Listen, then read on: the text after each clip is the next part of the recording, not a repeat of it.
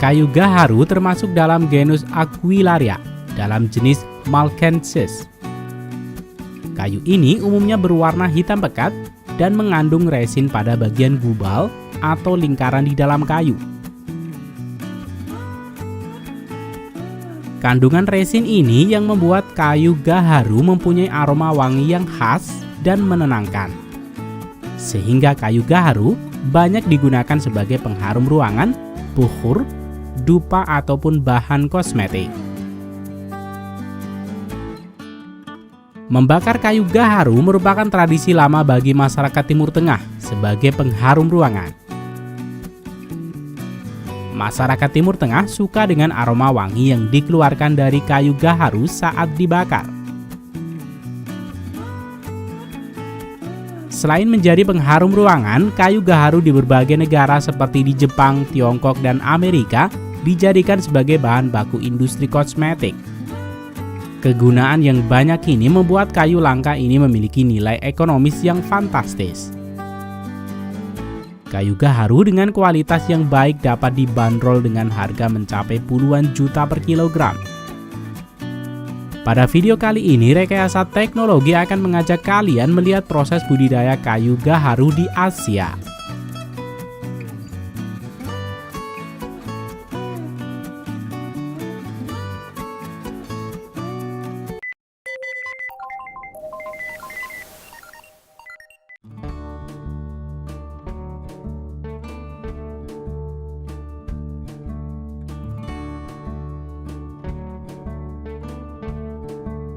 Selain dikenal dengan nama pohon gaharu, pohon ini juga dikenal dengan nama agarwood. Selain itu, kayu gaharu juga dikenal dengan sebutan the wood of the gods.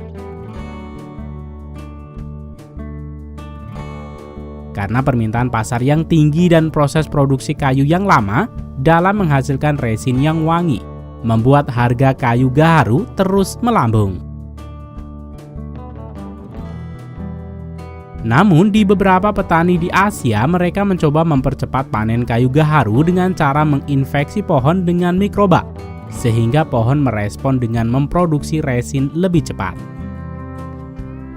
Perlu kalian tahu, tidak setiap pohon gaharu memiliki gubal gaharu.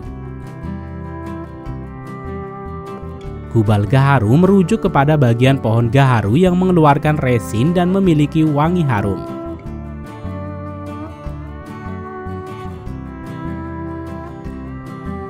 Tanaman gaharu tergolong ke dalam jenis tanaman yang mudah dibudidayakan dan dapat tumbuh pada berbagai jenis tanah. Hal yang perlu diperhatikan adalah tanaman ini tidak dapat mentolerir tanah yang tergenang oleh air. Walau begitu, tanaman gaharu dapat tumbuh subur pada ketinggian 0 sampai 1.200 meter di atas permukaan laut. Kegiatan budidaya tanam gaharu dimulai dengan mendapatkan bibit pohon. Pohon gaharu dapat diperbanyak dengan cara generatif, yaitu dengan cara menyemai biji pohon. Akan tetapi, petani gaharu umumnya membeli bibit pohon dari petani terpercaya yang mengembangkan bibit pohon gaharu dari kultur jaringan untuk memastikan mendapatkan bibit berkualitas. Bibit pohon gaharu yang baik adalah bibit yang terbebas dari penyakit dan memiliki tinggi minimal 20 hingga 30 cm dengan diameter 1 cm untuk siap ditanam. Setelah bibit pohon gaharu didapat, selanjutnya petani mempersiapkan lahan untuk menanamnya. Jarak tanam yang ideal adalah 3 x 3 meter. Namun, juga bisa disesuaikan dengan kebutuhan. Idealnya 1 hektar tanah dapat ditanam sekitar 1.111 pohon gaharu. Kemudian lubang tanam harus digali minimal 2 minggu sebelum penanaman. Penanaman yang baik dilakukan saat pertengahan musim hujan. Di awal pertumbuhan bibit gaharu perlu diberi naungan sehingga bibit pohon tidak terkena sinar matahari langsung dan tidak mendapatkan cahaya matahari yang berlebih. Cahaya matahari berlebih dapat membuat penguapan berlebih dan membuat bibit pohon gaharu menjadi kering.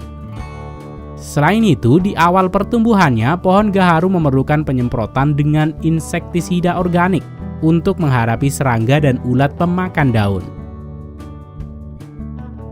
Setiap pohon gaharu yang ditanam, tidak semua pohon dapat menghasilkan gubal gaharu. Sehingga ketika dipanen pada umur 7 tahun, jika pohon gaharu tidak memiliki gubal gaharu atau resin, membuat pohon menjadi tidak berharga.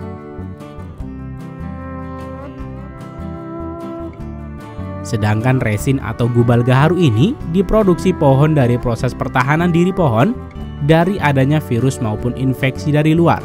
Oleh karena itu, petani mencoba mempercepat proses terbentuknya gubal gaharu dengan cara inokulasi. Proses inokulasi ini dapat dilakukan oleh petani saat pohon gaharu berusia 5 hingga 7 tahun. Mikroba yang disuntikan ke dalam batang pohon gaharu adalah jamur Fusarium sp ataupun Aspergillus sp. Harga mikroba inokulasi dibanderol sekitar 1 juta per liter. Dan setiap pohon memerlukan setidaknya 3 liter untuk proses inokulasi ini. Tahapan inokulasi pohon gaharu dimulai dengan memilih pohon gaharu yang memiliki diameter batang minimal 15 cm. Kemudian, pekerja melubangi dengan bor listrik batang pohon gaharu hingga mata bor masuk ke dalam batang gaharu dengan sudut mata bor kurang lebih 15 hingga 45 derajat. Selanjutnya, pasang botol infus pada setiap lubang yang sudah dibuat. Model botol infus ini dapat bervariasi untuk setiap petani dan disesuaikan dengan ukuran batang pohon gaharu. Selanjutnya, pekerja menyiapkan cairan mikroba yang akan diinfuskan ke dalam botol yang sudah terpasang. Pekerja kemudian mengisi botol-botol tersebut.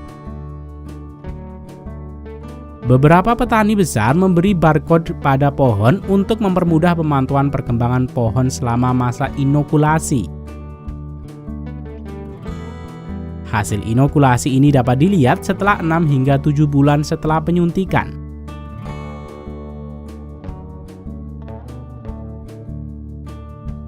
Keberhasilan ini ditandai dengan setiap batang yang dilubangi berubah menjadi hitam dan wangi. Secara alami, frekuensi infeksi jamur pada pohon gaharu sangat rendah. Beberapa perkiraan menyatakan bahwa hanya 2% dari pohon gaharu liar yang terinfeksi dan menghasilkan gubal gaharu secara alami. Yang berarti, perburuan untuk menemukan gaharu alami sangat sulit. Serat kayu gaharu yang sehat dan tidak terinfeksi berwarna pucat, tidak berbau dan tidak berharga. Setelah inokulasi berhasil dan pohon gaharu sudah berumur 7 tahun, selanjutnya pemanenan dapat dilakukan. Pekerja menebang pohon dengan chainsaw dan memotong batang pohon dengan panjang antara 0,5 hingga 1 meter.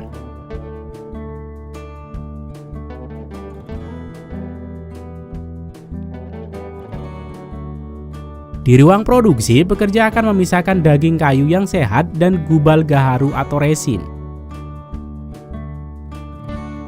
Batang kayu yang sehat dipotong menjadi bagian kecil-kecil dan dikeringkan.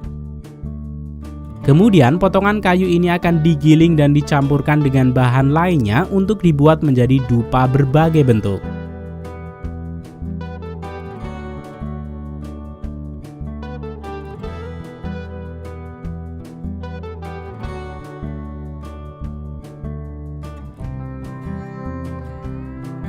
Sedangkan untuk gubal gaharu yang diresapi resin ini dapat dijual langsung dalam bentuk bongkahan dan dihargai sesuai dengan beratnya.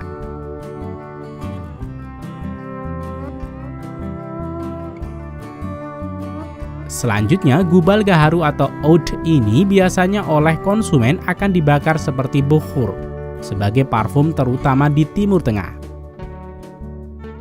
Namun di petani besar biasanya gubal gaharu akan diekstrak menjadi minyak gaharu dengan proses destilasi. Minyak destilasi inilah yang akan digunakan sebagai bahan dasar campur parfum mahal. Untuk minyak suling pertama yang paling murni, minyak oud yang sudah tua harganya bisa mencapai 1,2 miliar per liter. Tidak heran minyak ini mendapat julukan emas cair. Aroma yang dihasilkan dari gaharu telah sangat dihargai oleh banyak budaya dan agama sepanjang sejarah. Pasar global untuk gaharu diperkirakan bernilai 32 miliar dolar. Kondisi permintaan yang selalu tinggi dan umur produksi yang lama membuat harganya terus melambung tinggi.